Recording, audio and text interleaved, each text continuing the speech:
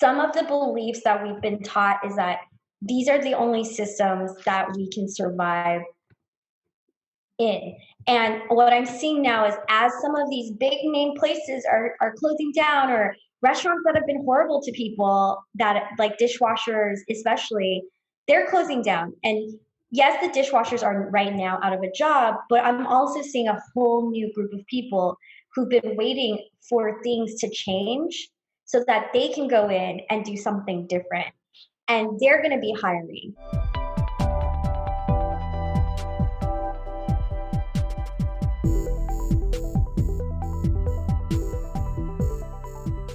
So today is, look at the date. Okay. Today is Tuesday, September 24th, 2020. And we are here for another episode of the Corona Diaries on the One World Your Story podcast. And today I'm joined by Diane Chang, what should we say, owner, founder of Eating Po-Pos, correct? Yes, that is what I have so many, like AKAs. I'm like, oh, I also write, and I do cook, and I do this. Now I make collages. I have no idea anymore, but I would say, yes, I'm the owner of Eating Po-Pos. Okay. Owner of Eating Po-Pos, and clearly a myriad of other things. I mean, if there was a way that you would introduce yourself, how would it be? Great question. I would say that I'm Diane Chang, and I'm a cook and writer. A cook and writer. Okay. I love it. And you are in New York City currently, right? Yeah, I live in Brooklyn. Living in Brooklyn. Okay. And how old are you, by the way, Diane? 35, turning 36 3 days after the election. Oh my gosh. I'm wishing you a good birthday present. Hopefully. Yeah. I'm guessing based on what I saw with you posting about Breonna Taylor and how you spelled America. I saw one of your posts with the 3 Ks. I'm assuming that you want the guy that's currently in the sea of presidency out of here as bad as I do, but we won't go down that road. Right. Maybe. Yes. I don't know. Maybe. It feels inevitable these days, but definitely I'm hoping for, I know what president I would want for my birthday. So, yeah. Oh, we'll see what happens. Okay. And by the way, I ask your age, not because it's really that relevant or important to me, but it is relevant as far as the coronavirus goes, maybe at this point. Right. So that's why I asked that. And by the way, you're in Brooklyn. Who are you living with? I live with my boyfriend, who is working in the other room, and he thinks I'm famous because I'm like, someone really cool is going to interview me. He's like, you're famous. I was like, no, I'm not. I just know Harry. I love that because I know Harry. It's so funny because I'm like, oh, you're probably more famous than I am. But hey, you never know what will happen. Okay, so you're living with your boyfriend. Do you have any pets or animals, anything like that? No pets or animals. Yeah, I mean, our landlords who live downstairs, they have 2 dogs, and that's enough pet for this apartment building. Like, our 2 families, and it's like you covered the animal, base. So totally. I hear you on that. Okay, cool. So kind of have the scope of where you're at and a little bit about who you are. One other thing that I think is really important to just talk about right off the bat is kind of why you and I got connected. You mentioned Harry. For anybody who is new to listening to the podcast, Harry is actually the one working in the background, doing all of the editing, sound producing, and putting it out, my business partner. And he's the connection between myself and Diane. And he really wanted you to come on and chat with us because of the restaurant that you were opening in Mexico City. Yeah. Were you in Mexico City at the start of, like, have you been in New York throughout this entire pandemic? Were you in Mexico? The funny thing is the pandemic. So we all knew that the pandemic was happening when it escalated in Asia, right? And so at that point, like around December, I was in Mexico. I moved there in November with the intention of, I was hired by people I know in Mexico City who were opening another restaurant, and this time they wanted to work with a chef who had an Asian food background and specifically Chinese food. And so that's how I got connected to Mexico City. But I was, pretty much living there at that point, one foot still back in Brooklyn with the apartment. Because as you probably can imagine, like apartments in New York, it's like dealing with subletting and all that is complicated. So my boyfriend was still here, kind of wrapping up his work. Like he was planning on quitting his job and moving to Mexico to be with me in April. So April this year. Oh man.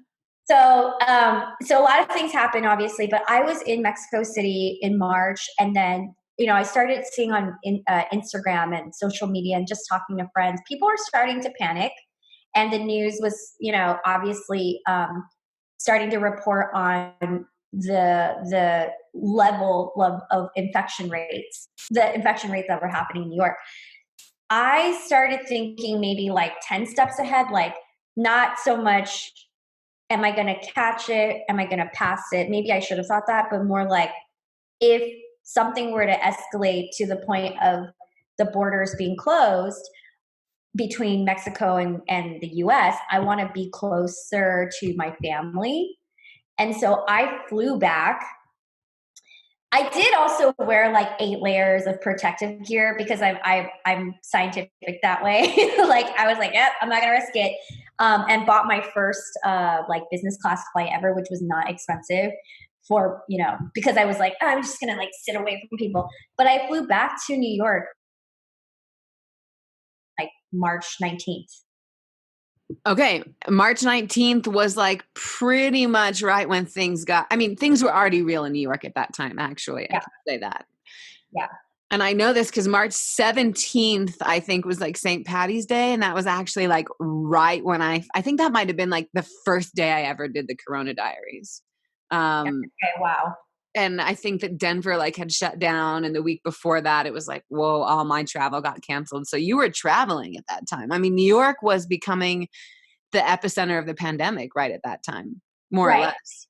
My team in Mexico was sort of bewildered by the fact that I was flying to the epicenter, because at that point the whole world knew that, we had an extensive, just like the infection rates were being reported, the hospitals were being overwhelmed. But my biggest concern was really my family and being like, okay, I want to be able to get to them if something, because at the time we also didn't know anything about the virus really and how it would behave in the US.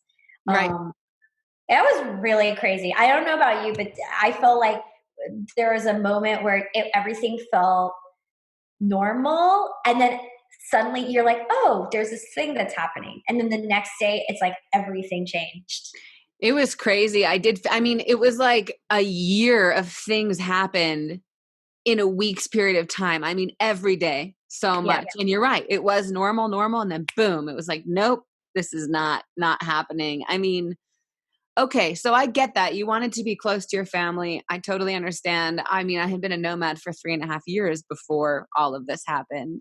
Oh, wow. And one of the main reasons why I stayed and I'm still here is because of my family. So I get that.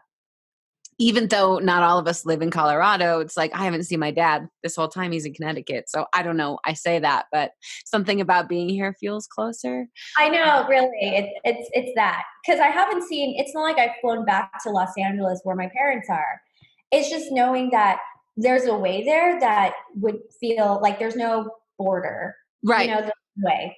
Like I wouldn't have to deal with proof of citizenship and all the things that I'm privileged enough to not have to deal with. Totally. Being a citizen in the US, and yeah, I just like, you just like play out all these crazy scenarios, and then of course. So the ironic thing is Mexico is like one of the 10 countries or something that we can still go to. I mean, the whole world's pretty much closed off to us right now, aside from Turkey and Mexico and a couple. That is ironic. Okay, so let's go back to this restaurant though. I mean, so you moved to Mexico City in November, which by the way, like it's one of my favorite cities in the world. Mexico's Okay. probably one of my favorite countries, if not the favorite. Um, moved there in November. Yeah. You mentioned, oh, we all knew about this back in December, what was happening in China. Not true. There were plenty of people that literally didn't, and I mean in the US, that didn't know Right. about this until March. But True. the reality is it started in November in China, right when you happened to move to Mexico City. And I know that like you grew up in right outside of LA, Yeah. but your family originally comes from China, your grandmother. Like, um, yes. do you have any connections in China? Like, why did you know about it so early on? Um, my parents are from Taiwan, and they were we're like two generations removed from China. So we've been traveling there for vacation because we also don't know much about the country, besides like what my grandmother would tell us. So we were actually in China, my mom and I, on a trip in August of 2020. Okay, so let me just preface by saying my mom got really sick when she. August 2019, you mean? Oh, sorry. Yeah, August 2019. Okay. And your mom got really sick. Yeah, no, August 2020. What's right now? 2021. No, oh my God, no. I'm like, wait, no, you're in the future. Cognitive disassociation. Sorry. Yeah. Wow, you had me going for Oh a my second. gosh, I literally lost track of time. Okay, Time is weird. Time is weird. that was weird. August 2019. Nothing before 2020 exists for me. August 2019, we were in China. I took my mom on a trip to, long story short, to retrace our roots. Okay, so we were there for 2 weeks, and she got sick with a lung infection while she was there. I'm not saying it was coronavirus. I have no idea. We don't know. But she had pneumonia like symptoms. And luckily, my mom is like, it didn't escalate, but she was definitely very sick for the last few days and had like a looming cough for the next few weeks, like she went after she got that. So Where in I guess China did you go, by the way? we were in Yunnan, so we weren't close to where the outbreak was. But I Okay. guess I wanted to point that out because, you know, we know that technically it started in November, but sometimes I'm like, but when? Like, I don't know. Right? And I think that, so like, for us, that would be, I know we're going off track from your question, but like our relationship to China is the same relationship that most people have, which is like tourism. But Sure, sure. how we knew about it so early in advance is my mom she lives in a pretty insular Chinese community in Los Angeles. So their relatives were getting COVID or under lockdown in China in November. So on Mm, the WeChat world and Line world, those are the two main apps that they use. It was being circulated. So people in my hometown were already gearing up. Like they had their masks and gloves. They were not being like irresponsible with travel. But if you don't have that information, like my bosses in Mexico went to Jackson Hole like in February. They were flying in and out of the States, and like my boss's girlfriend got pneumonia. And was she whoa. not? So like, and I actually got a little sick, not from food, but like I came down with something that felt very serious, but then it went away. And it's like I look back now at that timeline, and I'm just like, so what was a regular cold, and what was potentially the beginning of the spread?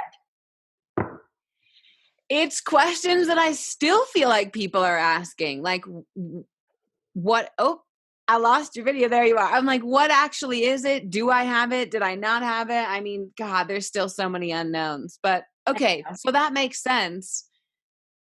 Okay, so preparing for it back in November, December, you knew about it. Did you ever feel apprehensive about going to Mexico then?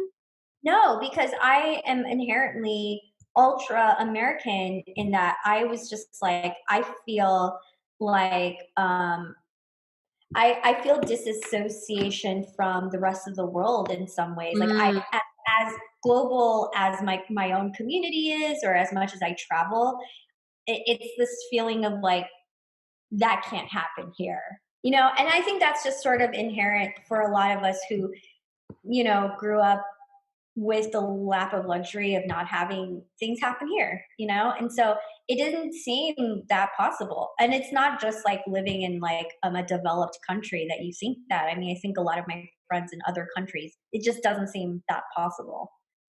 yeah, I was gonna say, like, it definitely there's this like Americanness to that of like, oh, we're safe. It's this little bubble. We're the best country, which I think a lot of that bubble has burst for a lot of people recently, which is a whole other story. But yeah, at the same time, it's like, I mean, I have friends in Italy, and even then, it wasn't until it was like in your backyard that you Yeah. really realize it, right? And that goes with 1,000 things in life. That's not just with this pandemic. It's like, Oh, so, yeah. and I don't know if what kind of like part of the human condition that is, but I think it's survival. I mean, I think that if we were always leaning to like a feeling of danger, I mean, if our like, is it the hypothalamus or whatever, or like the I don't know what it's called, but it's like the part of your brain that the fight or flight, right? If we're constantly on trauma trigger, we'd be living traumatically, like it would not make any sense. I think we're conditioned. I mean, I think it's biological for us to only feel the danger when it's close. And otherwise, we can't self preserve otherwise. I just said otherwise twice, but yeah. haha. Well, I mean, geez, what an interesting thing you're talking about, because I feel like for the last, I don't know, let's say since April 1st, okay, maybe even mid March, Yeah. I feel like in a way we have been living in that kind of state. Yeah. And it's weird. And the impact of that is crazy. And yeah, we're all going through some sort of weird trauma. Speaking of which, like, I want to redirect it back to this restaurant that you were opening and all of that excitingness. Sounds like, from my understanding, that's totally off the table at this point, right? Well, I just found out yesterday that they hired a new chef to kind of like open a new restaurant in the space. So ultimately, it was the space that really drew me to wanting to work there because I had my own business last year, like for 3 years, and it was doing well. I didn't have any plans to live somewhere else, but this opportunity came up. I went to visit. I did like a tasting for my boss and investors and whatever, and I saw this space and I felt very spiritually connected to this space. Like I just Mm. fell in love with it and it felt right.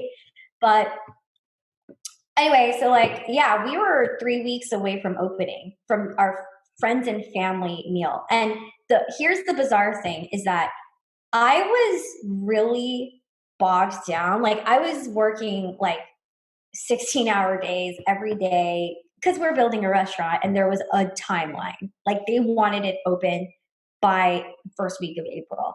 And but the weird thing is I'm usually so organized with like just stuff, and I just wasn't. I hadn't purchased any of the ceramics, the plates. We didn't hire. Kicking myself because I'm like, why am I delaying this? This is critical, mission critical for us to open. I don't know. It turned out to like be a good thing, Otherwise, we would have been first, Dang. right? What would have been a waste? I mean, hey, I think it all happens as it's supposed to. And clearly there was something in your gut that kind of was like, this isn't right, or we don't need to do this. No. Yeah, that's so. I'm trying to look at the upside, like of that, which is like I guess I could also be like sort of very depressed that this dream thing I had just didn't work out. But I'm not, to be honest, like I've had low key depression this whole time, but not about the restaurant. Like, Well, what about? I think just the state of what the US is currently, in, and, just sort of not knowing what's next and not being able to plan for what's next. Like what you were saying, this constant feeling of trauma, which I think is like um, ultimately unhealthy, like, but you can't ignore it. Like, it's just like, it's just part of our existence now. And that's what I'm like low key depressed about. I think everything else, like the restaurant, I've really just sort of taken a Buddhist approach to it, which is like, that's just Mm. happened this way. And what about, like, I got a chance to live in Mexico for a little. I made really awesome friends. Like the cooks I hired, I'm still in touch with, and I'm actually returning in November Cool. um, to stay there until March because I left all my stuff there. So I'm going to go grab my things. And I had hoped That's that like the same timeline again, November to March. The I same. know. Wait, Yeah. I forgot. Yeah, weird. I didn't even realize that. Um, I wasn't sure if the restaurant was just like vacant, so I was curious. Like before, while I was making these plans to go, like maybe there's something there, and like should I go explore that? And then that sort of got answered for me. So now I Mm. can go do something else, and just I don't know. I just need to see what could happen there again, I guess. Yeah, yeah, absolutely. Well, I'm excited you're going back. Um, Not that I'm promoting traveling during a pandemic, mind Say it you. again. I said, not that I'm promoting traveling. This is not a vacation. This is purely like all my things are there still. Mm. Is your So boyfriend going with you this time? he is, because financially we can't, like, I was being paid when I was there, and we can't pay for our apartment here and have a place to live. Like, I would have to pay for two places. So we had to sublet our place. Okay, so your place is being subletted while you're gone, and you get it back in March. Yeah. Okay. I and by the way, I'm sorry about the restaurant. I really appreciate the Buddhist approach, though. It kind of reminds me of I spent about 6 weeks in Nepal in 2016, and I remember seeing these crazy mandala sand, I wanna call them paintings, but sand artistry that Yeah. they spent months, doing, and it's meticulous and beautiful, and then it's done and they wipe it all away. Uh, I've seen that, and I've always not understood, like that lack, or just the ability to not feel attachment yeah. to things in our present day world, and I think I'm starting to understand that feeling. I think a lot of people are, because I think everything that has happened is like everyone's had to feel some kind of a loss on varying degrees. Mm. And you kind of like either have to like wallow, or you have to move on and try to figure out what you were supposed to learn from that, or just like move on. Yeah, absolutely. And speaking of letting go of attachment and all this, I mean, we just entered fall, right? In the fall equinox. And Yep. fall is all about kind of like the last season. Things die and we let go, and then there's a rebirth. And I mean, geez, if we need that, now is the time more than ever, I think.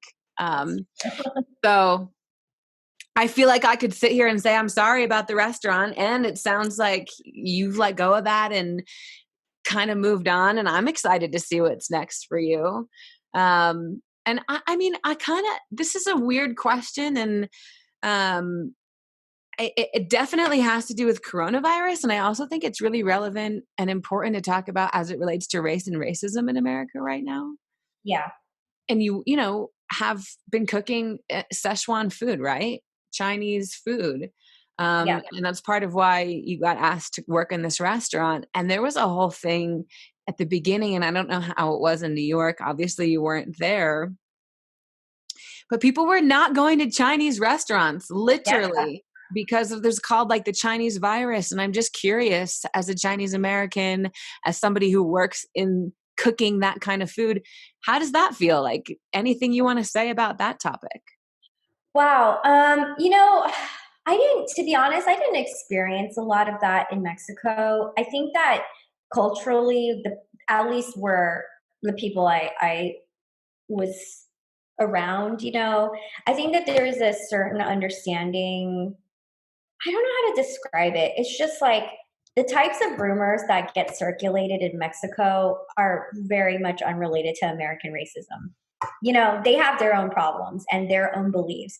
So this idea that like it came from China and it being like like um you know, that Chinese food was somehow associated with that. It's like they had swine flu that killed a ton of people, you know, in Mexico a couple years ago. And they've been through so much. Like, that's the other thing is like so many other places have been through so much. In some ways, it makes them more resilient mentally. And not even in a jaded way, but that they understand that this is like life and that you just have to like get through it and then move forward. So I didn't feel any kind of way, but when I did get back here, and it's not even about the restaurant, it's like how Chinese people, especially the elderly, have been treated, comments that have been made, you know, reported or unreported. I feel bad, but I like, I wish like I was there in those moments, and I'm very outspoken, and I wish I could have said something or done something about it, but you know, it hasn't happened to me yet. So yeah, but I always, when I hear stories like that, I'm just like, come at me. I was like, come at me, you know? But yeah, it's disappointing.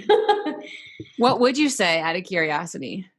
I would just try to logically explain to them that that has nothing to do with, you know, I don't know if logic works on a lot of people these days, but I don't know actually. I think it depends on how they come at me. Like if they're coming from a place of curiosity, like, hey, like, I don't know, did you bring the virus with you? Or, you know, weird questions like that, I would explain, like, I'm from here. It's that actually happens a lot. It's like people ask you questions about some other place that you don't even have association with. Like this is Just my because they assume, oh, you wear this or you look like that, you're gonna know this. It's like, exactly. Yeah, I'm like, I don't, you know, I don't really know. But if it was like if someone were to have I disrespectfully insulted me, or I don't know, I think I would have reacted in a manner that isn't great. And I do think that that is also what we're seeing what's happening with discussions of race, period. You know, I think that everyone's just on edge and feeling defensive and for obvious reasons and self-protecting. And yeah, that's a good question. yeah, it's a really wild and interesting time, and it's yeah, I'm like, do I want to open that can of worms about race and racism? It kind of is half open now, but let's go down a different route. And by the way, I appreciate, I mean, one thing that you just said that I feel like I have to own is me asking you that question is also just assuming, oh, maybe you've experienced that or heard about that. And that's not fair either. So I have to own that too. And anyway, um, okay, I'm going to switch gears slightly because it's weird. Like one of the things that this virus and the pandemic has done is shaken industries that I think people thought were unshakable. Mm-hmm. Travel industry, for example, airlines. I mean, cruise ships, right? Hotels, all Oh of my this God, stuff. I know. But the food industry, I Oh, mean, and talk about how many jobs it provides and all of this stuff. And I mean, think about one of the reasons why I think things have been like kind of okay, is because the weather's been nice. So we can sit outdoors yeah. and restaurants have been able to be open. And sure, takeout has gone through the roof, but what about servers, bartenders, and anyway, as a chef, I know you've done a lot of what I'm assuming is more private chefing than working in restaurants. Yeah. Um, what's your perspective on the food and dining industry and what's going to happen and how do you feel? Well, you know, I think it's an interesting way to look at it, which is that like that they're being rocked by the virus right now, you know, or the other side of it, which is what I always saw, and which is why I didn't work in the restaurant industry, or I left it. Like I did work at kitchens, I was on the line, but why I left it was because I don't. It was never an okay industry like that. We know now, right? Like just because people are employed, I guess it doesn't mean that it's it's a positive experience. I think like it's harder to separate that when people need to meet their most basic requirements of rent and food and childcare, whatever, right? That money provides. But it's also important to remember, I think, even for me, as I continue looking to advance or grow, that I can't also just accept that, like accept what I am given because that's all that there is to be given. And I think that's what happened in the restaurant industry for so long. Everyone, I mean, my working line job was like, I would need $12 an hour. And I had a very abusive chef who was sexist and racist. I left after 6 months because I'm just not that person. But my like my privilege was that I had a whole copywriting career that I came from. So I had worked in offices. I made a certain amount of money. I sort of knew I had a backup job I could have gone back to. So that's why I felt okay with being like, no, I'm not going to take this. The real problem is that so many cooks and servers are at the mercy of their employer and are at the mercy of their industry. So I went from feeling sad about restaurants closing and like sad about all the people that were going to be affected, including owners, to kind of feeling like some of these places, institutions have to close. Like you can't, it's like the mandala that you were talking about. It's like you can't create something new without being okay with like getting rid of what was there. And it doesn't have to be that dramatic, but it definitely has to like, it needs, something needs to happen. And well, I mean, you're bringing up some interesting things. I mean, I was a bartender and server for, I don't know, 6-7 years in Boston. Um, oh yeah. And I mean, anybody that's Harry knows, anybody that's worked in the industry. Kayla and I used to talk about this all the time. Things are not good. I mean, but we can say this in a lot of industries, right? Mm-hmm. And this stuff is coming out. And that's a whole other can of worms. I mean, the reality is like, things have not been good in this country, period. And so much of that has been unearthed because of this pandemic. It doesn't make it easy or okay, or like, not okay is not the right word. It doesn't make it easy, I should say. Yeah. And I don't know that like what you're talking about isn't necessarily the reason that it's all this is happening. And is the pandemic going to fix all of that stuff? I mean, I don't know that people are focused on that. I think that people are focused on, well, what about my career? What about money? Like, oh, I've poured my whole life into this. And a lot of people in the restaurant industry, don't get me wrong, a lot of people have gone to college and do have a backup plan, but a lot of people don't. So what do you do then? Right? That's a good, I mean, I think that to segue from what you're saying, I think not fully, but I think that we also have to, and this is like the approach I'm taking now, which is like, there are also lots of people who have not had the opportunity to do anything before, right? And that they now have an opportunity to create something. Because I do think people are resilient. I mean, like my parents were undocumented immigrants for almost like 25 years from the time they got here. So they never had employment on the books. And obviously they're not like, they're Asian, so they don't deal with the same kind of discriminatory like hiring processes. But like they've always been operating it under like my dad is still, he's an electrician and he's always been one. And they've managed to make things work. And we were super poor growing up. And I'm not saying that like we shouldn't care about people because people should survive on their own. I guess what I'm saying is like, we also, it's like some of the beliefs that we've been taught is that these are the only systems that we can survive in. And what I'm seeing now is as some of these big name places are closing down, or restaurants that have been horrible to people, that like dishwashers especially, they're closing down. And yes, the dishwashers are right now out of a job, but I'm also seeing a whole new group of people who've been waiting for things to change so that they can go in and do something different. And they're going to be hiring, or maybe the dishwasher, I don't know like what that communities look like, but that's where community becomes super important.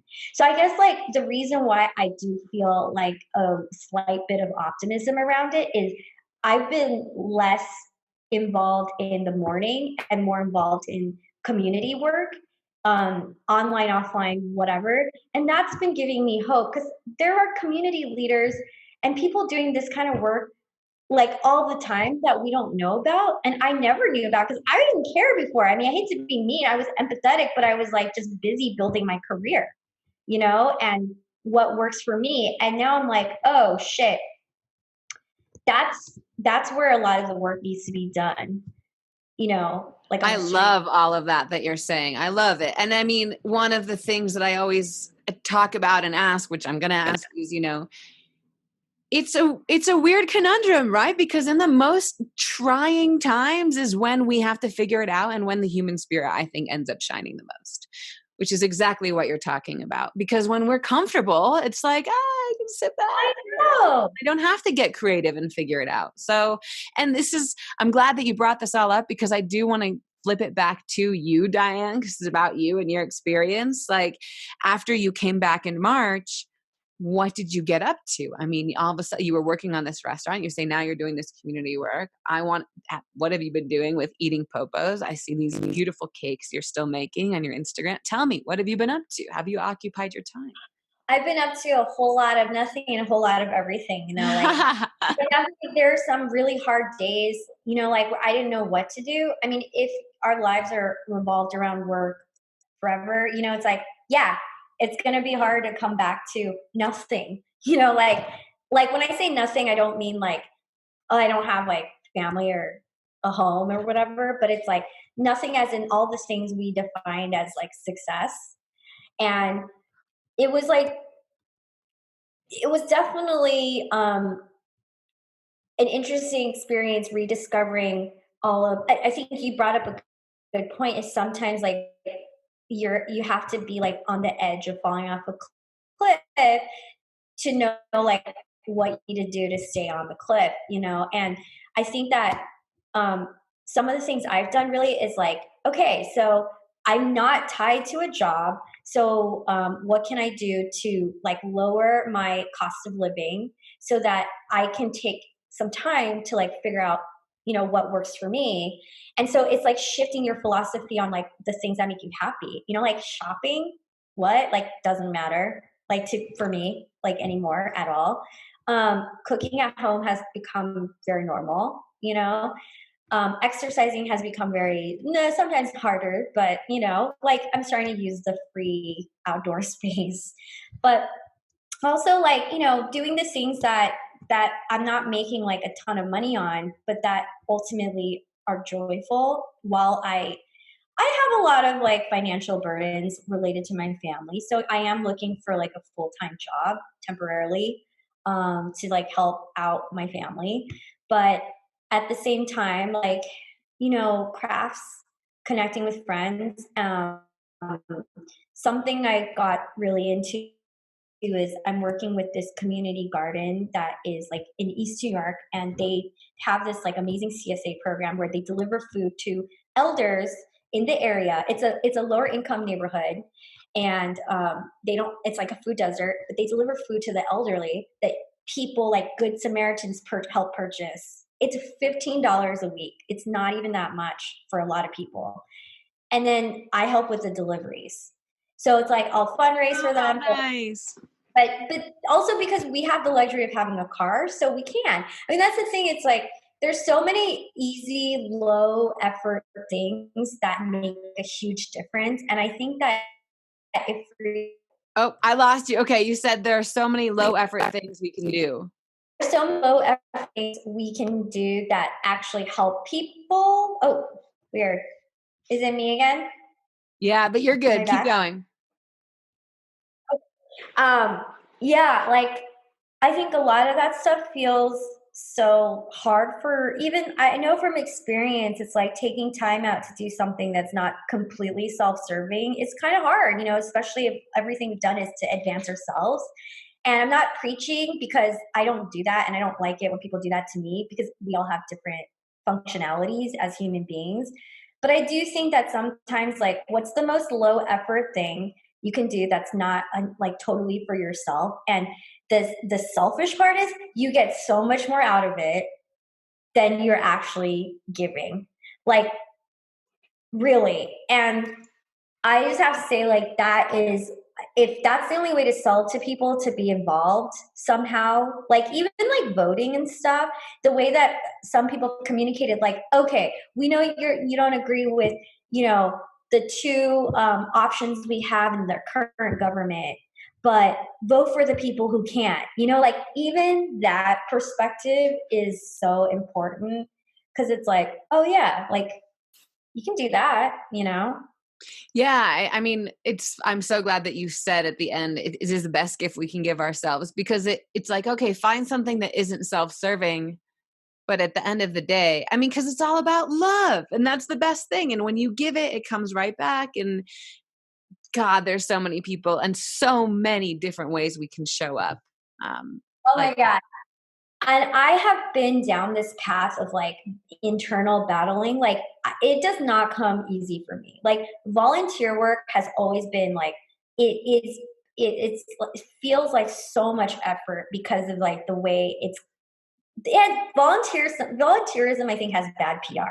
You know, like the that. way that people talk about it, it just, you're like, oh, it's like a whole career I have to embark on, you know? But it's not even like you don't even have to do that kind of thing. It's like simply reaching out to a friend who's going through a hard time or whatever, you know, like little things like that that we don't really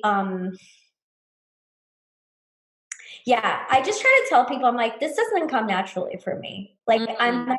I'm empathetic, but I'm not like philanthropist vibes. But this whole experience has completely shifted my approach in life. And for that reason, I'm not happy about Corona, but like, I don't know, it was necessary.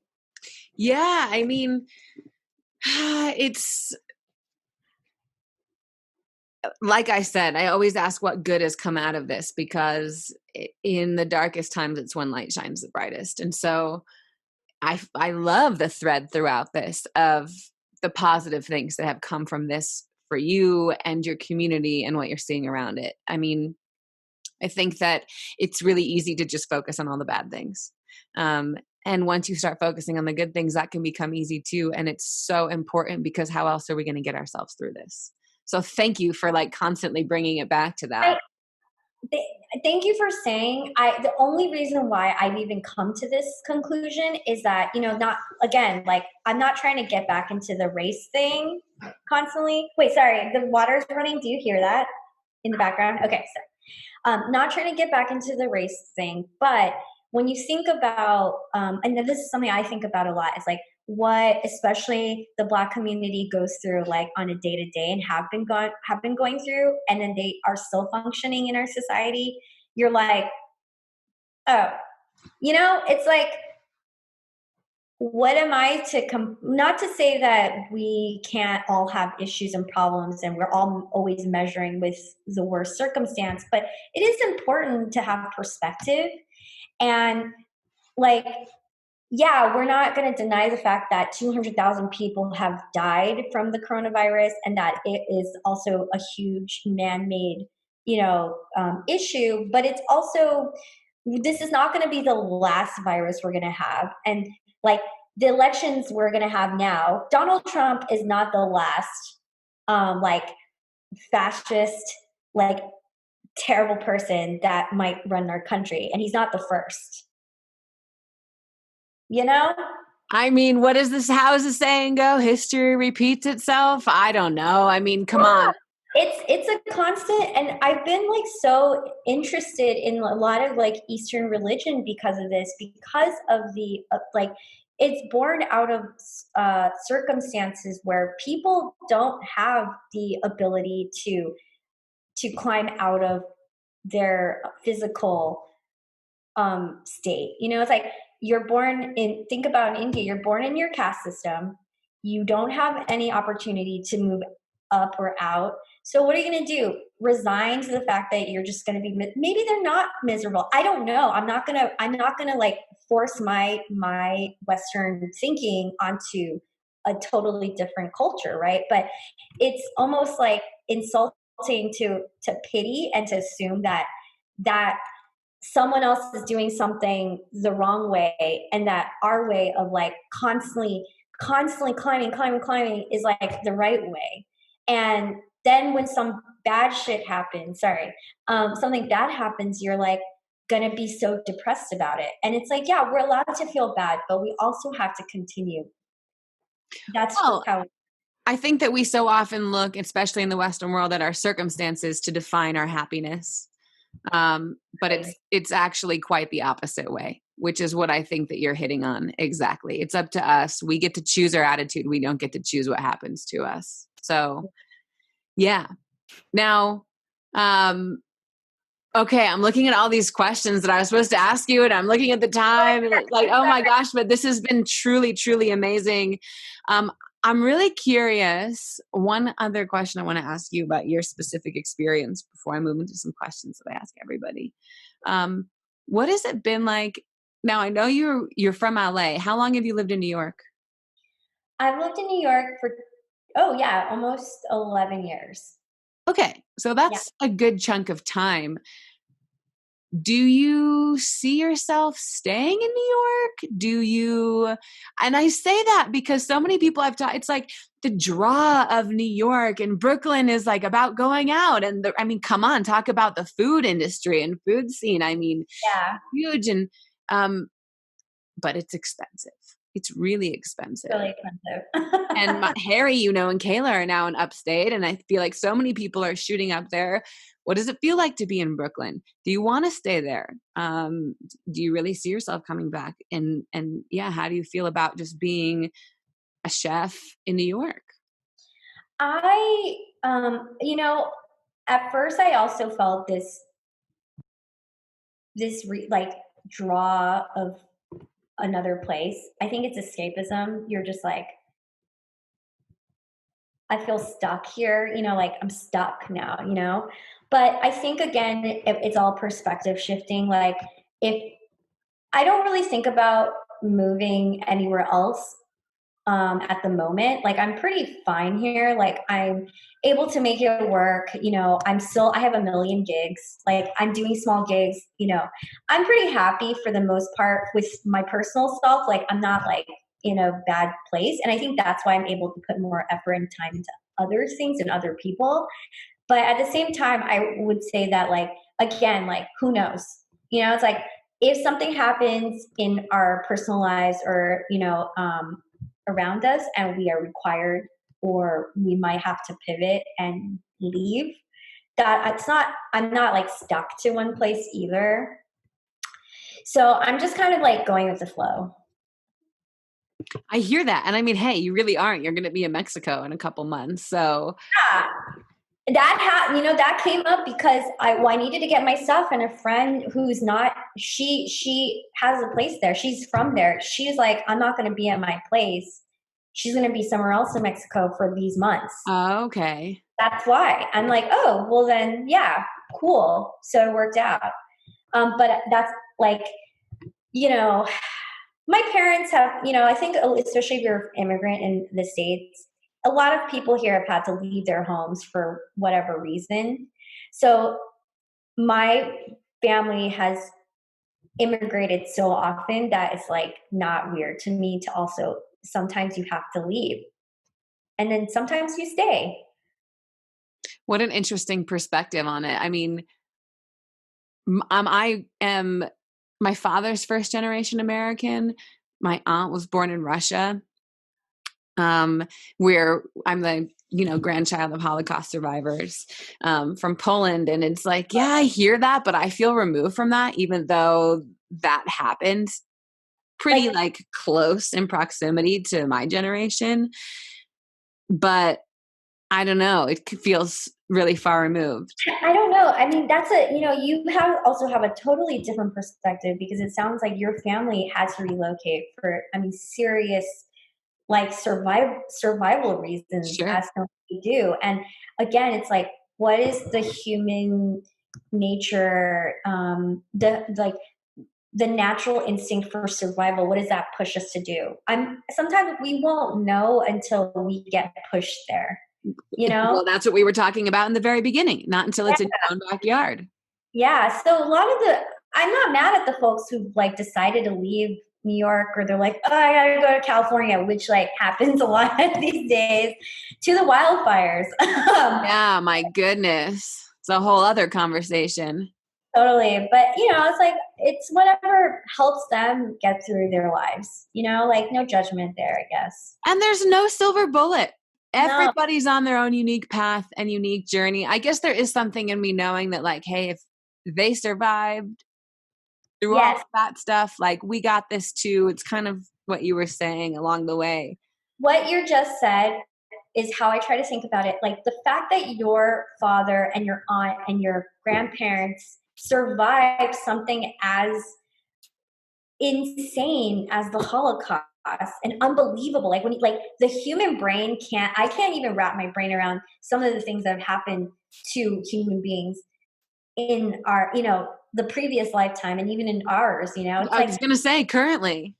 yeah. And like even that explosion that happened in Beirut, you're just like, oh my God, all these people who lost everything, lives, family members. I mean, then it's like, if these people are still continuing with their lives, it gives me so much hope that like I might have even a modicum of their strength. Yeah.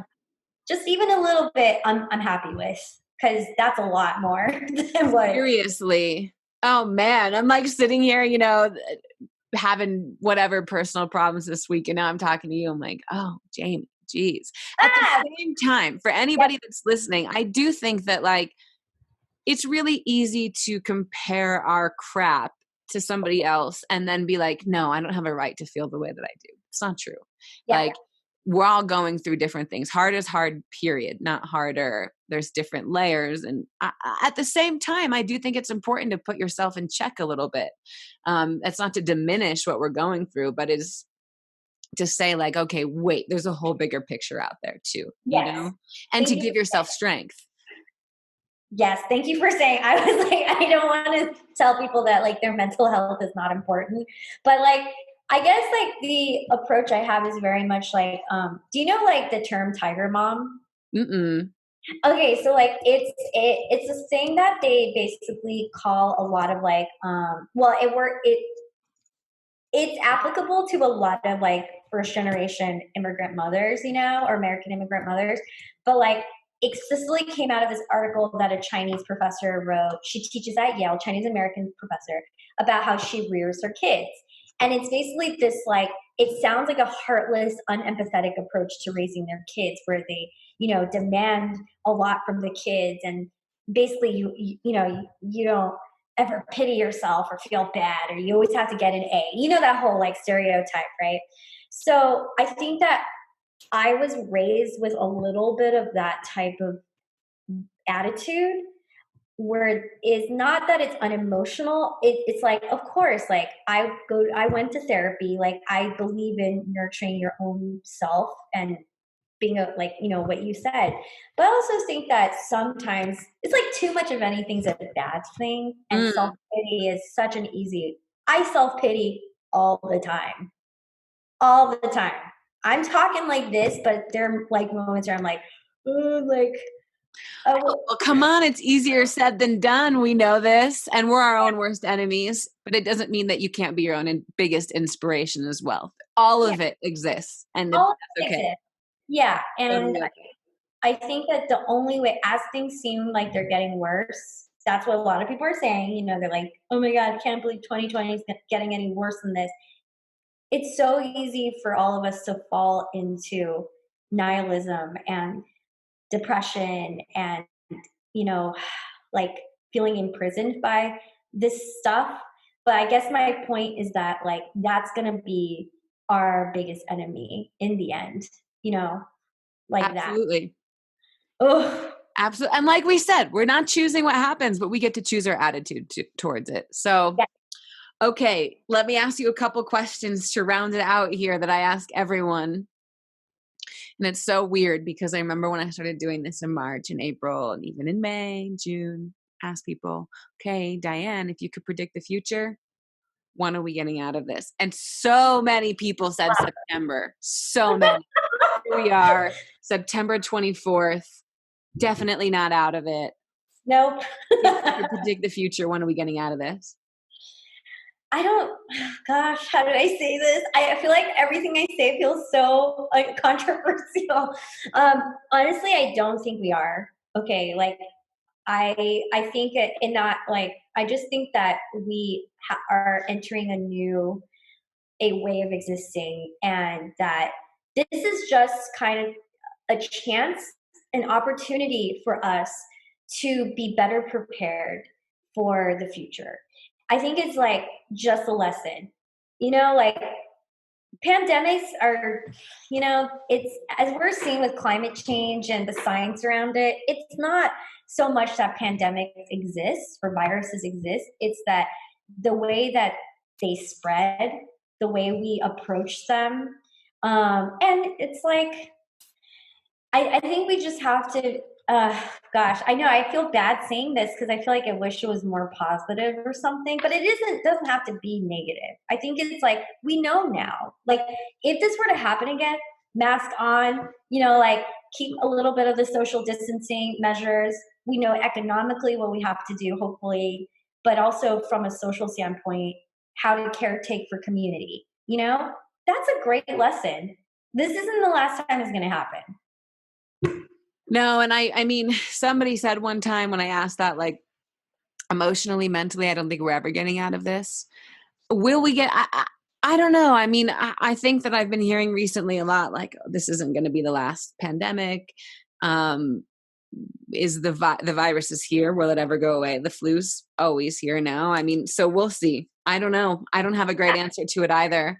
I don't necessarily think you're wrong, and I don't necessarily think that's the worst thing. It's like, life just kind of is a little different now. I don't know. The flu comparison, it's like, I agree with you because I think that a lot of times it gets twisted into being like, this is as, it's like less impactful because it's like the flu. But I'm like, no, it's very impactful because it's the first time we're experiencing it. Right. Like, what was the flu like, the modern day flu, when the first human beings caught it? Right. Totally.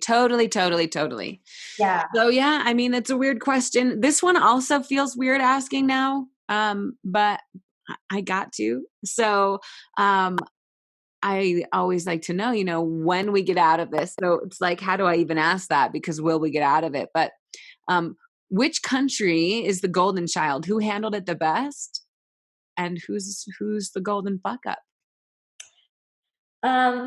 Wow. So many obvious answers. Honestly, I think the golden child to me is Taiwan. And because of their proximity to the virus and the fact that it's like a jam-packed island of people, you would think that it would have been totally detrimental. But this is kind of related to the last question. They experienced SARS. They've already had their chaotic, spiraling of deaths and not having enough medical support. They've been there. What did they do now? They were better prepared. They knew how to act. People did not deny that this is real, So it's kind of like default. By default, they came out of this, in my opinion, like the winner. Not that there is one. Sure. I get what you're saying though. The people I think who've done the least, I think US is definitely, but I think again, this is because it's new. Government is not obviously, that's a whole other podcast.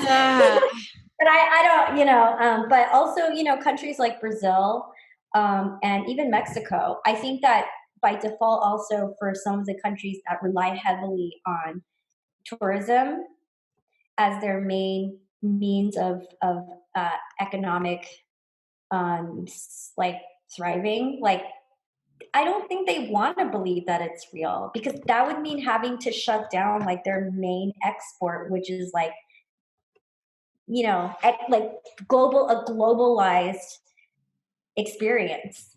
So unfortunately, I think they're also in like, yeah, those three countries, I think. Yeah, the US, like I would say 99% of the people I ask say that. Brazil has come up. I mean, and then you think about government too. I mean, the government is royally messed up there. And Mexico's not necessarily that great either. So, I mean, it just kind of things go hand in hand. The difference though is that the US is supposed to be like the number one country in the world. I mean, it's pretty wild and rattling, but what you just said, I think that's okay, fine. US ranks number one because of what you just said. Because that we do have like our GDP, like our healthcare, not like the availability of healthcare, but like the level of medicine and science that we perform in this country. Yes, complete stark contrast to how everything was managed. yeah, So it's insanity. Undeniably bad, right?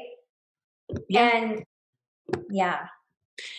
Here we are. Okay, now this is my favorite question to ask, and I've alluded to it a bunch. You've already brought up a bunch of things, but yeah, it's like in the darkness, the light shines the brightest because it has to. So what positive things have you seen come out of this from friends, family, your community, the world, environment? And you've definitely mentioned some, so don't feel like you need to repeat, but I always love to end on that because it's so easy to focus on the intensity of this. So yeah, what good are you seeing and what good do you think is going to come out of it? I also have to preface that I had the luxury of talking to you like 6 months in versus 1 month in. My perspective was like, I could only think of all the negatives. So like, it's not like I was, I'm like, oh yeah, I'm so zen. It's like, yeah, I've had the time to adapt also. Sure. And thanks for bringing that up. Just want to mention. Yeah, of course. I think the positive has been that is like, it's tested our humanness. And I think that that is ultimately the crux of life, is like nothing we read and nothing we are taught through religion or whatever are necessarily going to be as impactful as our own experience is. And so I think that has greatly shifted a lot of people's thinking, better or worse, and I think that there is no like good or bad as much as it is just like what we do to come out of where we are, like I don't know how to say that without sounding cheesy, but I just feel that everyone's evolution, it's good ultimately. Like we need to evolve. And even if you devolve, that is actually evolving as well. It's like even if you devolve by our standards, you have to end up in somewhere kind of bad to be able to like know what you need to do to get out of it. So I hope though that it's not at the mercy of like are no more lives lost, unfortunately. That's the terrible part of it is like I wish we could learn lessons without death, without violence. And I don't know if that's historically possible, I mean, geez, that makes at least two of us because I'm with you. And yeah, I don't know how else. And it's crazy that you say that. And you brought up this like kind of remembering our humanness and that's part of the journey is going through all of this. And I can hear like all the Buddhism and all of that coming out in you. But and it's beautiful. It's like there's a big collective that I think was already in existence that I hope has grown through this, that I feel like has been calling in or wanting some sort of like big shift to bring us back to our roots of humanness, right? Love, connection, community, all of the things that have been brought up in this conversation. But to imagine like, how could that happen on a global scale? How could we get this reminder or realization without massive violence or like total destruction? Like how? And yeah, lives have been lost in this, but in the grand scheme of things, it's not as bad as it could have been to get this same kind of reminder that you're Oh talking. my God. You So totally, yeah, you blew my mind just with that. You're right. You're right. It really, like, hopefully what we get out of it was worth it, like not worth it, but like, you're right. It could have prevented us from something that would have been even more catastrophic that we can't even recover from as a world. right. Like the thing that, you brought up earlier is like, you like, how has it impacted like climate or the earth, or I think you mentioned that. Yeah, yeah, And yeah, of course. yeah, you're right. Like we could also not have a planet to live on, like there's that, like that could happen. And we're kind of on that trajectory. And then I'm also so fascinated by your experience though. Can I ask you a question? Sure. How do you think, I know you said that you're not always like consciously, tapping into your, I'm guessing your grandparents are the Holocaust survivors, right? You're not consciously always tapping into that, but do you feel like some of that experience has helped you accept or grasp or survive this, I guess, and maybe even in the future? Yeah, I mean, it's a great question. I think that I know that somewhere in my like DNA and like my ancestry, like we're strong and can get through it and are crafty and creative. I mean, my grandparents, both of them, I mean, had like $20 in their pocket when they got here and died a multimillionaire. So like can figure it out, and you deal with anti-Semitism and thinking that like being told that you are like the worst people, but knowing that we're not. Um, so there's that, right? That gives me strength. The other side of it that's super weird and messed up is like I'm super grateful that they're not alive right now, because Yeah. I would hate for them to have to deal with something like this again, to see the anti-Semitism, to see the repeat of so many of the things that happened, and the like comparison to how our president is being and the things that he's saying and the fascism. And I mean, it's terrifying. So it's like on the one hand, it gives me strength. And on the one hand, it absolutely terrifies me because of what happened.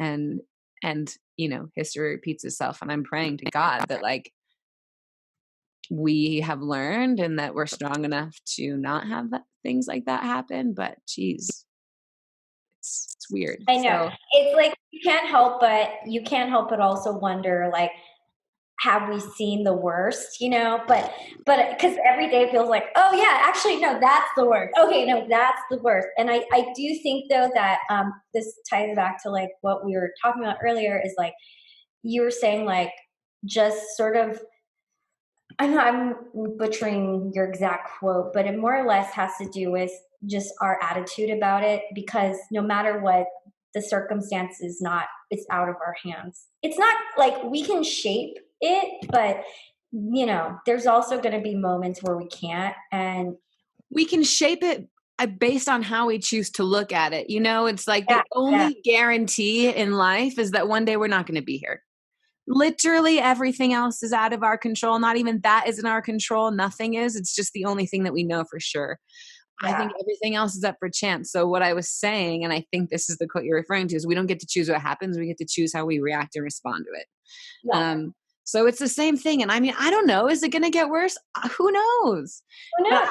personally, I can't spend my time worrying about that. Yeah, and you know what? I think that if we want to talk about the, like, going back to like what I think is a big plus, like what was like a big Positive. positive, is that now we have an opportunity to tap into the spiritual stuff that I think that um, in our culture is either like commodified, or is like culty. But I don't think we talk about spirituality, or it feels hippie for some people, but we Sure. don't talk about spirituality, or we don't feel spiritual. And if you don't have a lot else to really like hinge your hopes on or whatever, I think it's important to think about like spiritually, like who you are, who's around you, like the energy that is created, because that's, like you said, that's all we really have control over. And like I feel good that like this conversation we're having right now, I have this conversation with my friends, like we can't even have a meal or like get on the phone without it going into this like super existential thing. And I think it's necessary because we don't do that. It's necessary and it's beautiful. It's that humanness that, like, because and this is an American perspective, right? It's the rat Yeah. wheel, especially you're in New York and you're on the East Coast. It's competitive. How much money you making? Who'd you hang out with this weekend? What big party did you go to? What are you up to? What are you doing? Da da da da da. Not who are you? How are you feeling? What's on your mind? What are you excited about? What lights you up? And so the fact that we have been able to kind of shift and slow down and bring our humanity, it's beautiful.